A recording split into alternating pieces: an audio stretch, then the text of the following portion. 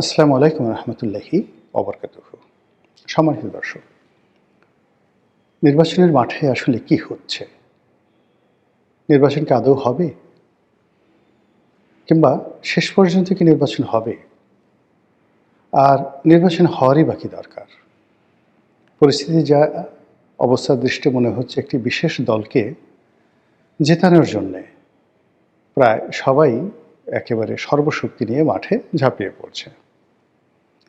আবার অন্য গ্রুপ বলার চেষ্টা করছে যে না, নির্বাচনের পেছনে অনেক লীলা খেলা আছে। পর্দার আড়ালে অনেক কিছু হচ্ছে আর অনেক গুপ্ত শক্তি কাজ করছে। তো এই সকল বিষয় নিয়ে আলোচনা করব আজকের এই ভিডিওতে। নির্বাচনের যে তফসিল ঘোষণা করার পর এখন যে অবস্থায় চলছে, সব কিছু নিয়ে রাষ্ট্রের বিভিন্ন সংস্থা যে তোড়জোড় দেখাচ্ছে, একটি নির্বাচন হওয়ার জন্য যা কিছু করা দরকার সর্বোচ্চ চেষ্টা তদবির করে বেসামরিক প্রশাসন, তার সঙ্গে সেনাবাহিনী, তার সঙ্গে পুলিশ বাহিনী যে হম্বিতম্বি করছে, যে লম্ফজম্ফ করছে, যে আনুষ্ঠানিকতা করছে, তাতে মনে হচ্ছে নির্বাচন তারা করেই ছাড়বে। আর বাংলাদেশের কারোর পক্ষে নির্বাচন বাতিল করা সম্ভব নয়। আর যেভাবে সরকার বাহাদুর নির্বাচনের জন্য তোড়জোড় করছে, এর বাইরে কোনো কিছু চিন্তা করাও কারোর পক্ষে সম্ভব না। এরকম একটি অবস্থা একদিকে চলছে। জেলা অফিসগুলো, সেটা ডিসির অফিস হোক, টিএনও অফিস হোক কিংবা অন্য যে কোনো অফিস হোক, মারাত্মক ব্যস্ত। সরকারি যারা কর্মকর্তা তারা তাদের দপ্তরের যে দৈনন্দিন কর্মকাণ্ড, এগুলোকে কেল্লাফতে করে তারা নির্বাচনের মাঠে দায়িত্ব পালনের জন্য ছুটে গেছেন। নির্বাচন কমিশন ভয়ানক ব্যস্ত। তারপর যারা রাজনৈতিক দলের নেতৃবৃন্দ রয়েছেন, বিজয়ী হবেন, তাদের ব্যস্ততা দেখার মতো। তো এই অবস্থাতে নির্বাচন নিয়ে প্রশ্ন করা মানেই নির্বুদ্ধিতা, যে নির্বাচন হবে কি হবে না, এটা প্রশ্ন করাই নির্বুদ্ধিতা। কিন্তু প্রকৃতির একটা নির্ধারণ খেলা আছে। আপনি যখন কোনো একটা বিষয় খুব বেশি আত্মবিশ্বাস দেখাবেন এবং কোনো একটা বিষয় যখন আপনি নিশ্চিত থাকবেন যেটা হবেই, আপনি লিখে রাখেন সেটা আপনার তকদিরে হবে না। মানব জীবনে যে সকল বিষয় নিয়ে মানুষ দ্বিধাদ্বন্দ্বের মধ্যে থাকে, অনিশ্চয়তার মধ্যে থাকে, এমনকি তার জীবনের যে বড় বড় প্রাপ্তিগুলো মানুষের জীবনের, এর সবই আসে যাকে বলা হয় আনএক্সপেক্টেডলি, আশাতীতভাবে। প্রেম, বিয়ে, ভালোবাসা, বাড়ি ঘর, প্রভাব প্রতিপত্তি, সন্তান সন্ততির মতো গুরুত্বপূর্ণ প্রাপ্তিগুলো ৯৯% ক্ষেত্রে যারা সফল তাদের সবাইকে জিজ্ঞাসা করলেই পাবেন যে এইরকমটি আসলে কল্পনা করিনি, স্বপ্নেও দেখিনি। কিন্তু যেই মুহূর্তে একটি মানুষ স্বপ্ন না দেখে বাস্তবতার জন্য শতভাগ নিশ্চিত হয়ে যায়, তাদের জীবনে দুর্ভোগ, দুর্দশা, ব্যর্থতা, অপ্রাপ্তি অনিবার্য হয়ে পড়ে। যেমন ধরুন, গ্রামের একটি কৃষক পরিবারের সন্তান। তো সেই কৃষক পরিবারের সন্তান, কৃষক রোজ সন্তানটিকে স্কুলে যাওয়ার পরিবর্তে মাঠে যাওয়ার জন্য তাকে পিড়াপিড়ি করে, অনেক জায়গায় মারধর করে। কিন্তু ছেলেটির বা মেয়েটির পড়াশোনা করতে ভীষণ ভালো লাগে। এই বাড়িতে একটু কাজ করে, ওই বাড়ি থেকে কোনো ধনীর ছেলের একটা বই এনে পড়ে এবং একটা সময় দেখা গেল সে বিসিএস পাশ করলো বা সেনাবাহিনীর কমিশন র্যাঙ্কে চলে গেল। তো সে যখন বিয়ে শাদী করলো, তখন সে তার নিজের অতীতকে ভুলে গিয়ে সে জোরাজুরি করে তার ছেলের সন্তানকে তার মতো বানানোর চেষ্টা করলো। ফলে দেখা গেল বেশিরভাগ ক্ষেত্রে ছেলে মেয়েগুলো ডিরিল্ড হয়ে যায়, বিশ্ববিদ্যালয়ে ভর্তি হতেই পারে না। যারা ভর্তি হয় তারা আরও খারাপ অবস্থা করে, বিসিএস পাশ করতে দূরের কথা, অনেকে রীতিমতো পুরো পরিবার, সমাজ সংসারের জন্য লায়াবিলিটিস হয়ে যায়। তো এই একটা জাস্ট আমাদের সবার জীবনে যে ঘটনাগুলো ঘটে সেটা থেকেই আমরা ছোটকালে মানুষ হয়েছি ব্যাতের উপরে। পান থেকে চুন খসলে দাদা মারতেন, দাদি মারতেন, মা মারতেন, আব্বা মারতেন, কাকা মারতেন, টিচাররা মারতেন। স্যাঁচা কাকে বলে? ডানে বামে তাকানোর সুযোগ হয়নি। কিন্তু এই আমাদের মতো অনেক যারা এই কঠোর অনুশাসনের মধ্যে বড় হয়ে জীবনে সফল হয়েছেন, তারা নিজের ছেলে সন্তানদেরকে তারা আম দুধে মানুষ করার জন্য পাগল হয়ে যান। ফলে এই ছেলে মেয়েরা বড় হওয়ার সঙ্গে সঙ্গে পিতাকে ঘাড় ধরে বাড়ি থেকে বের করে দেয়। বৃদ্ধ হলে তারা সেই বৃদ্ধাশ্রমে পাঠিয়ে দেয়, বা তারও আগে মানে সম্পত্তি নিজেদের নামে লিখে নেওয়ার জন্য পিতামাতাকে মারধর করে। আর খুব অল্প বয়সে নেশাখোর হয়ে যায়, অপরাধমূলক কর্মকাণ্ডে জড়িয়ে যায়। এরকম অসংখ্য ঘটনা আমাদের সমাজে ঘটে চলেছে। কথাগুলো বললাম এই কারণে যে প্রথম পক্ষ যারা সফল হন তাদের কখনো কনফিডেন্স থাকে না, তাদের স্বপ্ন থাকে আর চেষ্টা থাকে। আর এই মানুষগুলো যখন তাদের স্বপ্নের যে সফলতায় পৌঁছে যান, তখন নিজের যে পরবর্তী প্রজন্ম সেটার ব্যাপারে অতিমাত্রায় তারা আত্মবিশ্বাসী হয়ে নিজের দুঃখ ডেকে নিয়ে আসেন এবং ছেলে সন্তানের জীবন সর্বনাশ করে দেন। সেই একই কথা এখানে প্রযোজ্য আমাদের রাজনীতিতে। এখন সবাই একটা ভালো নির্বাচন করতে চাচ্ছে এবং সবাইকে চমকিত করতে চাচ্ছে। বাংলাদেশ ভারতকে চমকিত করতে চাচ্ছে, পাকিস্তানকে চমকিত করতে চাচ্ছে, আমেরিকাকে, দুনিয়াকে চমকিত করতে চাচ্ছে একটা নির্বাচন দিয়ে।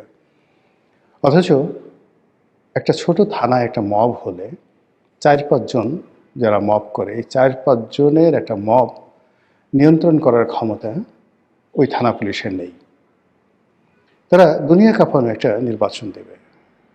সেই নির্বাচন দেওয়ার জন্য তারা মোরালি, নৈতিকভাবে এই মুহূর্তে যারা দুর্বল আছে, আওয়ামী লীগের লোকজন, তাদেরকে গ্রেপ্তার করা, তাদেরকে অপদস্থ করা, এই কাজে তারা হাত পাকাচ্ছে। কিন্তু সমাজকে যারা অশান্ত করে তুলছে, সমাজকে যারা ভয়ঙ্কর দিকে নিয়ে যাচ্ছে, সেই দিকে নজর দেওয়ার মতো শক্তি, সামর্থ্য, মন, মানসিকতা তাদের নেই, তারা পারছে না। তো সেই অবস্থায় একটা ভালো নির্বাচন হবে এবং গণতন্ত্র প্রতিষ্ঠিত হবে, এ চিন্তা অন্য সবাই করতে পারলেও আমি ব্যক্তিগতভাবে করতে পারি না।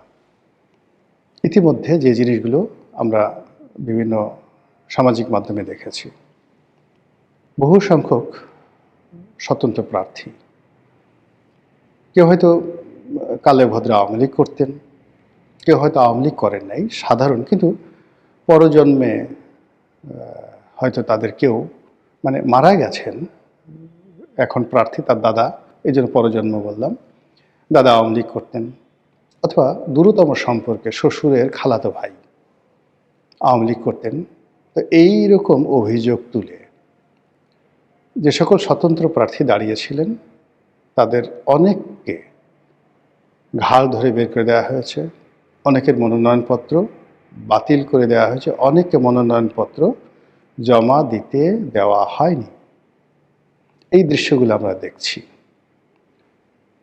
এখানে কি হচ্ছে?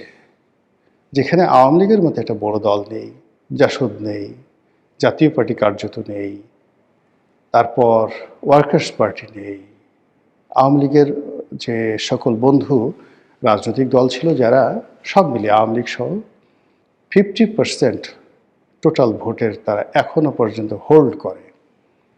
তো সেখানে পাইকারি হারে ভালো ভালো প্রার্থীদেরকে মাঠ থেকে যেভাবে সরিয়ে দেওয়া হচ্ছে, যেভাবে আওয়ামী লীগকে না করে দেওয়া হচ্ছে, তার ফলে ভোটের মাঠে যে শূন্যতা বিরাজ করবে, এই শূন্যতা আপনি কোনো কিছু দিয়ে কাটিয়ে উঠতে পারবেন না। 2 নম্বরে যেটা হচ্ছে সেটা হলো গণগ্রেপ্তার।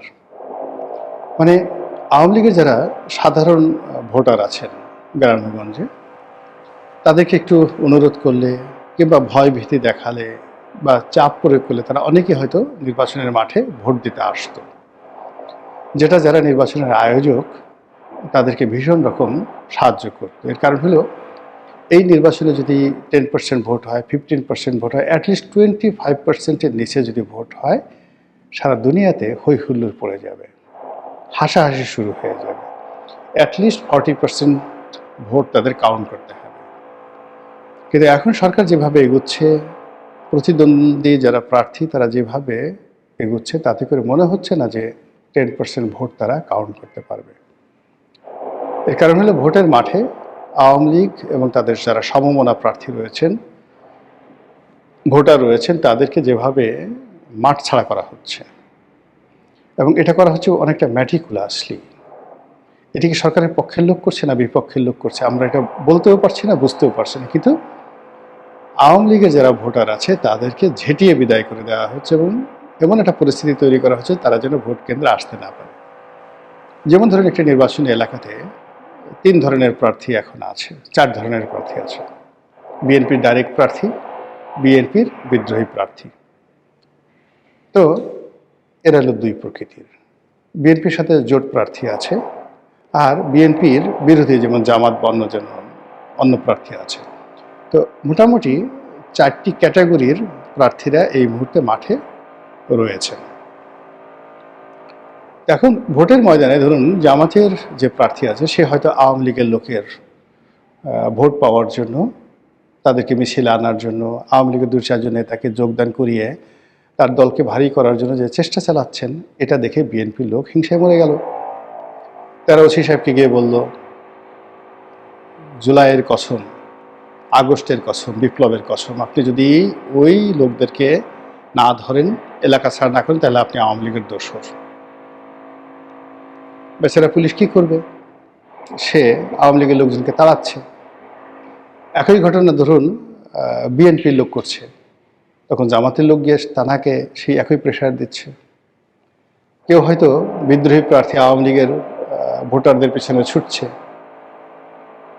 অন্য প্রার্থী তারা সেই আওয়ামী লীগের ভোটারদেরকে টার্গেট করছে। অর্থাৎ আওয়ামী লীগের ভোটাররা আসবে তো দূরের কথা, কেউ যদি এই সময় যারা পক্ষ আছেন, কেউ যদি আওয়ামী লীগের ভোটারদেরকে তাদের নিজ দলে সভা সমাবেশে মানে একটু ডাকেন, উপস্থিতির চেষ্টা করেন, তাহলে সেখানে যে একটার পর একটা অনার সৃষ্টি তৈরি হচ্ছে, তার ফলে নির্বাচনের মাঠ ফাঁকা হয়ে যাচ্ছে। এবং এই অবস্থায় যদি আরও কিছুদিন চলতে থাকে এবং ভোটারদেরকে ভয় ভীতি দেখানো হয়, বিশেষ করে সংখ্যালঘু এবং আওয়ামী লীগের লোকদেরকে, ধরে নিতে পারেন যে ভোটের যে ফলাফল সেটা চাঙ্গে উঠবে। তাহলে আমরা ওই যে 2014, 2018 কিংবা 2024-এর যে নির্বাচনগুলো, প্রশ্নবিদ্ধ যে নির্বাচনগুলো, আমরা কি সেরকম একটা নির্বাচনের দিকে এগোচ্ছি? মহান আল্লাহই ভালো জানেন। আমাদেরকে রক্ষা করুন। আসসালামু আলাইকুম ওয়া রাহমাতুল্লাহি ওয়া বারাকাতুহু।